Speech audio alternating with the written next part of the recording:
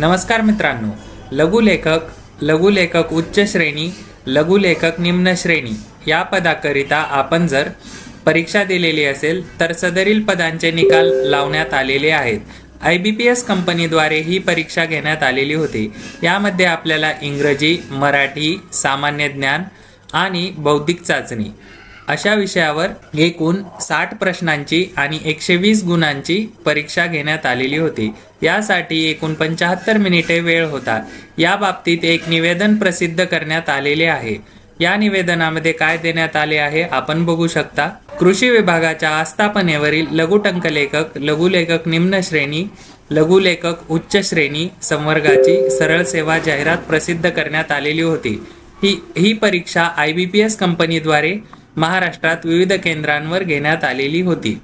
या परीक्षेमध्ये आपल्याला 120 पैकी 45% म्हणजेच आपल्याला जर 54 गुणांपेक्षा जास्त गुण असतील तर आपली एकूण 80 गुणांची व्यावसायिक चाचणी घेण्यात येणार आहे। तर याबद्दलची माहिती आपल्याला लवकरच अपडेट करण्यात येईल।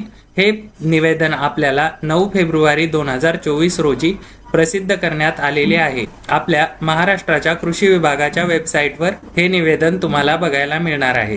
आणि परीक्षा म्हणजेच एकूण 80 गुणांची व्यावसायिक चाचणी कधी होणार आहे याबद्दलची अपडेट आपल्याला ॲग्रीकट्टा YouTube चॅनलवर मिळणार आहे। त्यामुळे YouTube चॅनलला सबस्क्राईब करायला विसरू नका। अशाच नवनवीन अपडेट आपण या चॅनलवर घेऊन येत असतो।